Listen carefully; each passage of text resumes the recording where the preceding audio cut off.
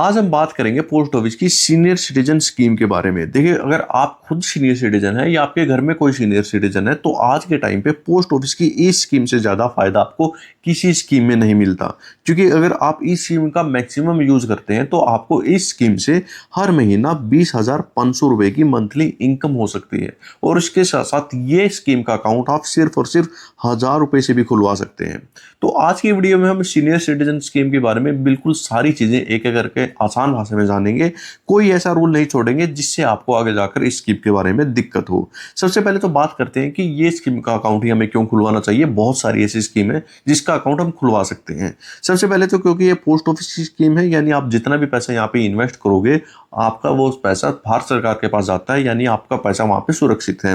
और उसके साथ साथ बात करें ब्याज दर की, तो आज के टाइम पे जो इंटरेस्ट रेट आपको इस स्कीम में मिल रही है 8.2% की, तो उससे ज्यादा इंटरेस्ट रेट आपको ना तो बैंकों की एफडी में मिल रही है या पोस्ट ऑफिस की किसी और स्कीम में।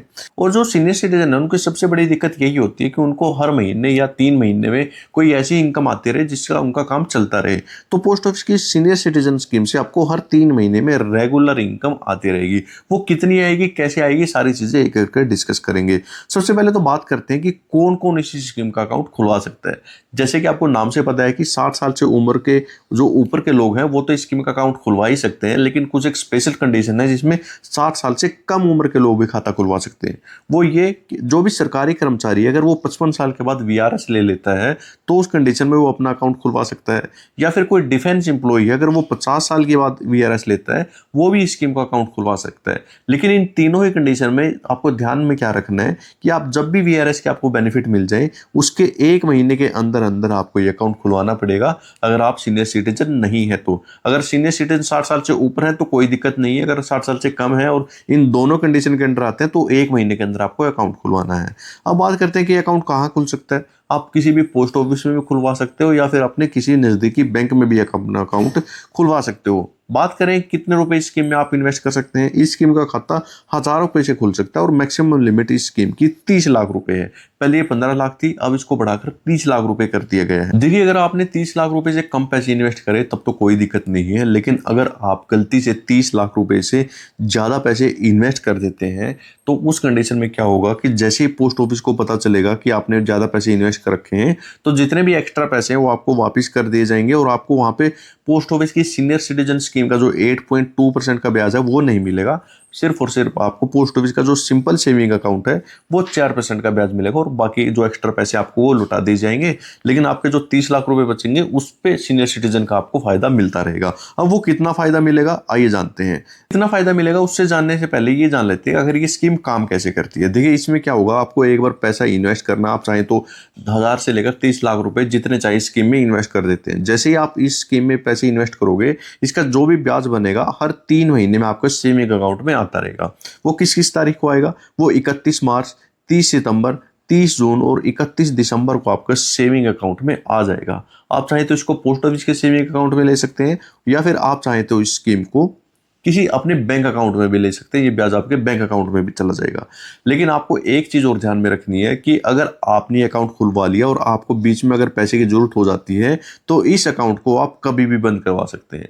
लेकिन अगर आप इसको टाइम से पहले बंद करवाओगे तो वहां पे आपको थोड़ी पेनल्टी देनी पड़ेगी। पेनल्टी कितनी लगेगी, अगर आप इस अकाउंट को 1 साल से पहले बंद करवाओगे तो आपको कोई ब्याज नहीं मिलेगा। आप कहोगे कि हमें तो मान लीजिए हमने 9 महीने के बाद ये खाता बंद करवाया, लेकिन हमारा जो 3-3 महीने का ब्याज है वो 6 महीने का ब्याज तो हमारे अकाउंट में आ चुका है। तो पोस्ट ऑफिस क्या करेगा, जितने भी पैसे आपने इन्वेस्ट करे थे उसमें से वो ब्याज काट लेगा और बाकी पैसे आपको दे दिए जाएंगे। अगर आप ये अकाउंट बंद करवाते हो 1 साल के बाद और 2 साल होने से पहले तो वहां पे आपका 1.5% काटा जाएगा। यानी अगर आपने 10 लाख रुपए इन्वेस्ट किए थे तो आपके 15,000 रुपए काटे जाएंगे और बाकी पैसे आपको दे दिए जाएंगे। इस कंडीशन में आपसे ब्याज जो है वो वापस नहीं लिया जाएगा। अब बात करते हैं अगर आप 2 साल से लेकर 5 साल के बीच में इस अकाउंट को बंद करवाते हो तो वहां पे सिर्फ आपको 1% की पेनल्टी देनी है, यानी 10 लाख रुपए पर आपको सिर्फ और सिर्फ 10,000 रुपए देने हैं और बाकी आपने जो ब्याज ले लिया वो आपसे वापस नहीं लिया जाएगा। अब बात करते हैं, मान लीजिए आपने बीच में खाता बंद नहीं करवाया तो उस कंडीशन में क्या होगा, जैसे ही 5 साल पूरे हो जाएंगे तो इस अकाउंट को आप बंद करवा सकते हो और जितने भी पैसे आपने इन्वेस्ट करे थे वो एज इट इज आपको मिल जाएंगे क्योंकि ब्याज तो आपने हर 3 महीने में इसका ले लिया। अब बात करते हैं, मान लीजिए किसी कंडीशन में भगवान ना करे किसी की डेथ हो जाती है तो उस कंडीशन में क्या होगा, जब भी डेथ होगी उस डेथ के टाइम तक आपको जो पैसा है वो सीनियर सिटीजन की ब्याज दर के हिसाब से मिलेगा और उसके बाद उसको 4% के हिसाब से आपको ब्याज मिलेगा, यानी पोस्ट ऑफिस का जो सेविंग अकाउंट है उसके 4% की जो इंटरेस्ट रेट है उसके हिसाब से ब्याज मिलेगा। लेकिन अगर आपको लगता है कि हमें अच्छे से ब्याज मिल रहा है, आप इस खाते को आगे बढ़ाना चाहते हैं, तो हर 3-3 साल करके, आपने 5 साल का अकाउंट खुलवाया था तो अगले 3 साल के लिए अकाउंट बढ़वा सकते हैं, फिर आप अगले 3 साल के लिए अकाउंट बढ़वा सकते हैं, और जितनी बार चाहें आप इस अकाउंट को आगे बढ़ा सकते हैं। इसमें कोई लिमिट नहीं है। पहले क्या था, सिर्फ आप एक बार ही इस अकाउंट को आगे बढ़ा सकते थे, लेकिन अगर इसमें कोई लिमिट नहीं। लेकिन यहाँ पे ध्यान रखने वाली बात यह है कि आप जिस तारीख को ये अकाउंट आगे बढ़वाओगे उस टाइम पे जो इंटरेस्ट रेट होगी इस सीनियर सिटीजन स्कीम की, यहाँ तक तो आपको मिल लिया, यहाँ पे जो इंटरेस्ट रेट थी 5 साल तक आपको वो ब्याज मिल लिया, लेकिन यहाँ पे इस कंडीशन, इस टाइम पे जो इंटरेस्ट रेट होगी उस इंटरेस्ट रेट के हिसाब से आपको आगे ब्याज मिलेगा। यानी आपको ये नहीं है कि आपने जो स्टार्टिंग में अकाउंट खुलवाया था उसी हिसाब से ब्याज मिलेगा। आइए अब जानते हैं कितने रुपए इन्वेस्ट करने पर आपको कितने रुपए मिलेंगे। मान लीजिए अगर आप इस अकाउंट में 10 लाख रुपए इन्वेस्ट कर देते हैं तो 8.2% के हिसाब से आपको हर 3 महीने में 20,500 रुपये मिलेंगे, यानी टोटल जो ब्याज मिलेगा वो 4,10,000 रुपये मिलेगा। और अगर मैक्सिमम 30 लाख रुपए इन्वेस्ट करते हो तो आपको 8.2% के हिसाब से हर 3 महीने में 61,500 रुपये मिलेंगे। यानी अगर 5 साल की बात करें तो टोटल ब्याज आपको मिलेगा 12,30,000 रुपये।